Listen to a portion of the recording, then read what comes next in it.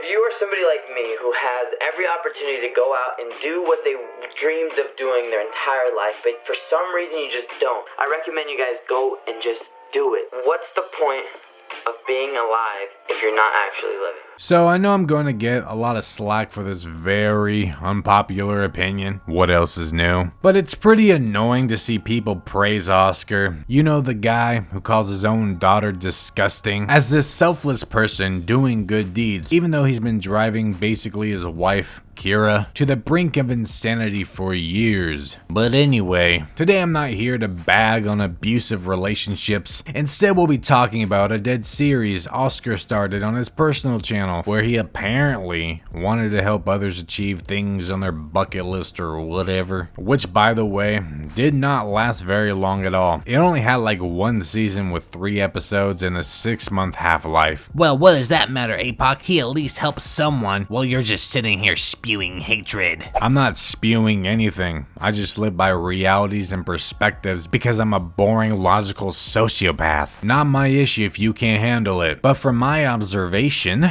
these selfless acts are not out of the kindness of his heart. Otherwise, you would have never known about it. Usually good deeds are not meant for attention, and by Oscar's clickbaited titles, that seems to be the only goal, fully monetizing other people's struggles for his own personal gain. And you know, I'm not gonna be a complete and total biatch here. I'll give the old Twig boy some credit. The pilot to the series wasn't all that bad. Although I'm not really sold that he actually spent 10 grand. I think he just rounded that number up to get more clicks. For some reason, high round numbers work better for clickbait. The Ace family did something similar where they were giving away $75,000 but misled everyone to think they were actually giving away $100,000. Not really sure for the lie, but they did it, which is what I believe Oscar is doing here. But other than that, I can't really complain because he actually did spend a little bit of money and got his hands dirty, and from what I personally witnessed, he did help this man with something that he always wanted, which who's going to argue with? So this video really isn't about the first episode, although I do question as to why Oscar had a very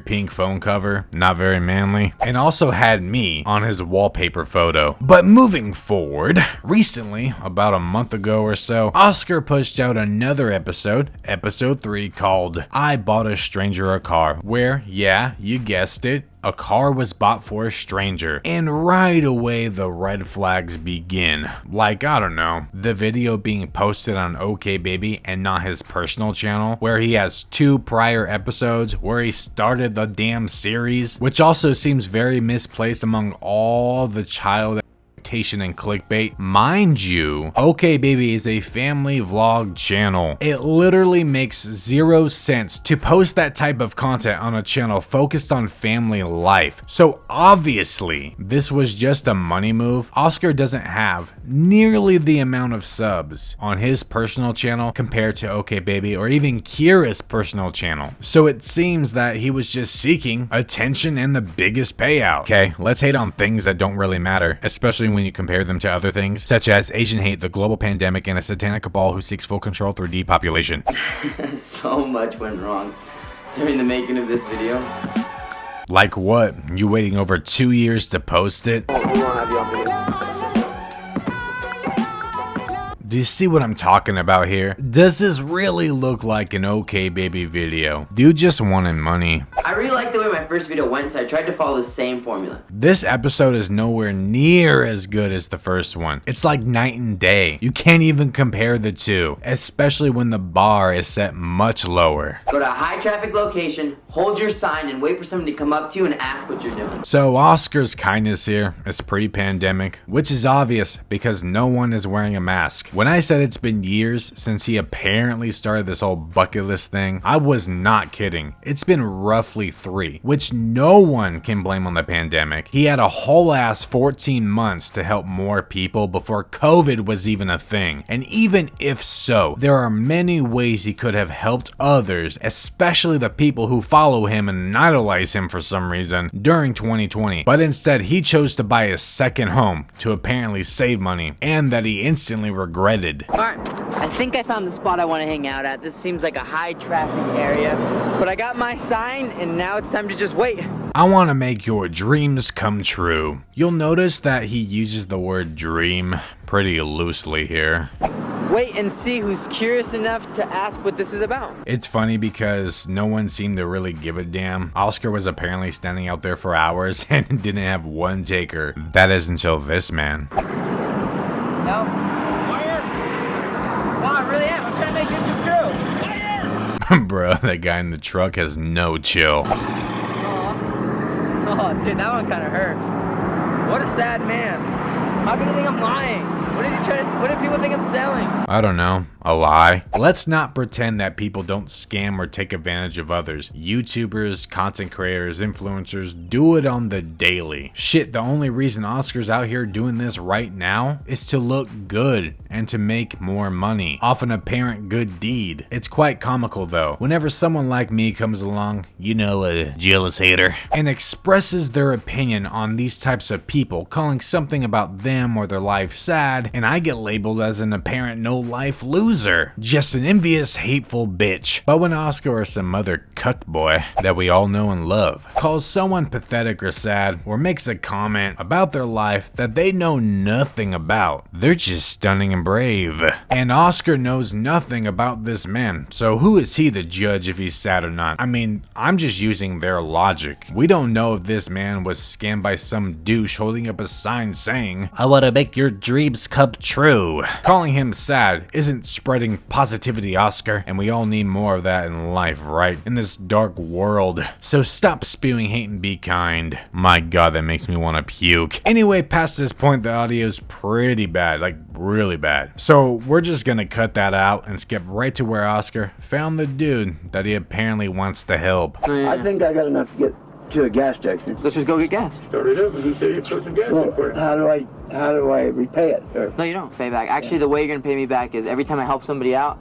I get to do something on my bucket list goals. So this is my own humble opinion because, you know, I'm genuine and deep. But when you're doing good deeds with an agenda, it's no longer good. It's just a deed because you're getting something out of it. It's like a I'll scratch your back if you scratch mine situation, which Oscar just clearly said that his payment is that he gets to go skydiving or rock climbing or some shit. But when you're helping others, there's not supposed to be a reward after. Helping them is the reward. So now we can question Oscar's true motives as to why he's apparently helping people. If Oscar gets to mark something off of his bucket list after he helps this man, was that the only reason why he did it in the first place? I mean, these are the questions. This kind of reminds me of this old YouTube video where some fat, sweaty, hairy dude gave the shirt off of his back to some homeless guy, which obviously was just meant for content. Pretty gross if you ask me. But the dude got like over 8 million views, which is worth thousands and thousands of dollars just for giving up some $5 Walmart piece of crap. Real genuine, huh?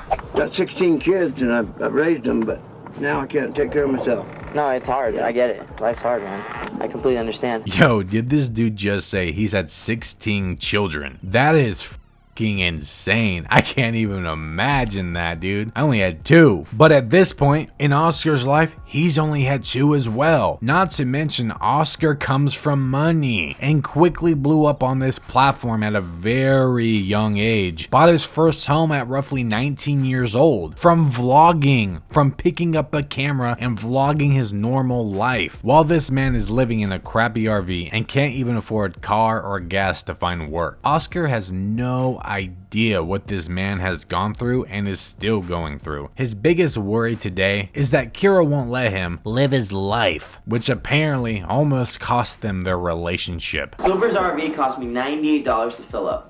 And he was happy, super grateful, and very appreciative. Yeah, because people in that position need money, and any money helps. Oscar doesn't know what that is like. I'm really not sure why he's trying to relate to this man, because they are polar opposites of each other. But I wanted to help him accomplish something bigger, something more meaningful than just filling up a gas tank. Yeah, after watching this video in full, I quickly realized that Oscar's worldview is not normal at all, and that's obviously due to his privilege. He thinks necessities are accomplishments or just something to mark off of a bucket list. Don't get me wrong, filling up this man's gas tank was nice, but it quickly goes from that to a burden. You just need a truck, or Yeah. just If I had any a vehicle? $200 beater, I would be happy. $200 beater? Yeah. I don't even know where we'd be gonna get one of those. The best part is he does. When Oscar goes searching for a truck, the very first place he goes looking is Craigslist and cheap private dealerships, where all they have is beater cars, which, if you don't know, a beater car is an old car with high mileage that you run to the ground, as in, until it breaks down on you. Silver is a man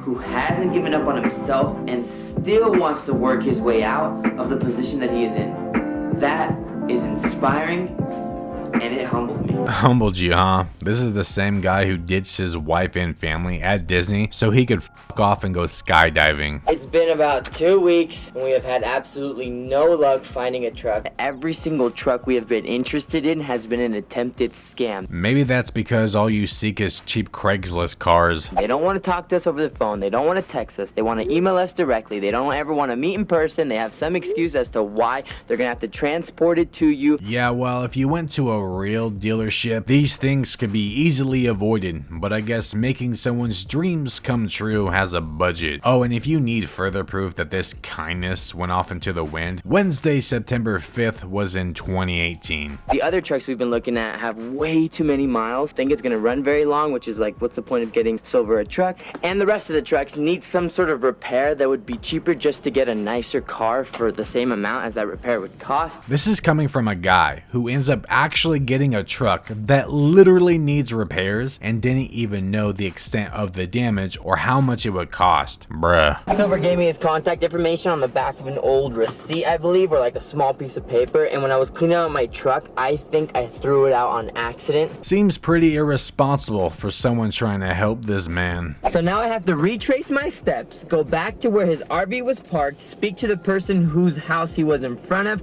hope that they were even friends with him, and pray that they have some sort of way for me to get in contact with him. Imagine if Oscar was never able to find this man again, and the dude's just sitting there going, what the fuck?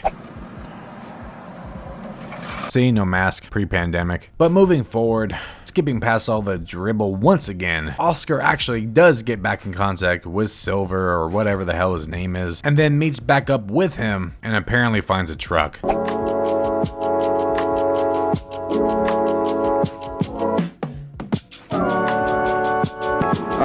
One bad sign already. I like how there's this big cinematic shot of the truck, and then right after finds a flaw. Did he not look at the damn thing first before doing all these theatrics? Probably not. It's got a leak. Oh, and that's gonna ruin the carpet.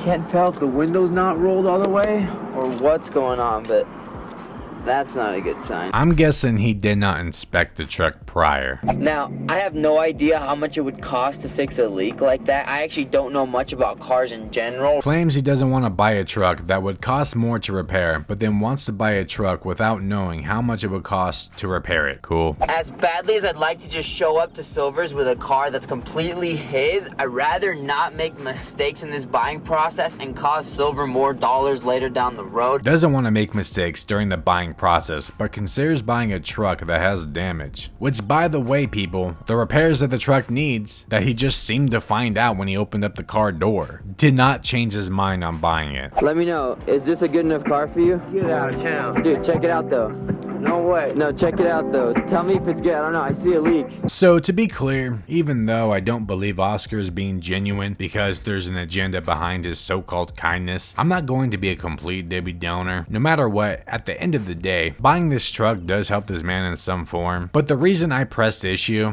is because I see bigger problems ahead of time than just a simple water leak. For one, a 2002 Toyota Ranger XTL can go between $5,000 to $5,000, depending on the condition and mileage of the truck. And with the water leak and light fixtures, I'm going to assume the cost was more on the lower end, especially because there was probably more damage because Oscar didn't inspect the damn truck. Which, by the way, we do have some proof of his budget from earlier, which puts Silver in a bad position. Buying a cheap car or a truck will eventually become a burden sooner or later. Not to mention the dude couldn't even afford gas for the RV he lives in. What makes Oscar think he can just go afford gas for a truck to find work? Not to mention, if he can't afford gas, how will he be able to afford insurance? So is he just going to be driving around all willy-nilly uninsured? What happens if he gets pulled over? What happens if the truck gets impounded and then Silver gets slapped with a hefty fine that he clearly cannot pay off? Mind you, if somehow he avoids all of this, what if he actually does get a job, but on day one the truck breaks down? These are the things that need to be brought up and talked about because it's the reality of. And I think Oscar didn't think about any of this because it was all just meant for content. Anyways, all you jealous haters, that's about it. Not really much else to say. Maybe some of you believe I'm nitpicking or overthinking it all, and maybe I am, but probably not. I'm a man, and men are never wrong. Am I right, ladies? In conclusion, It just amazes me to see him still trying so hard after he's been dealt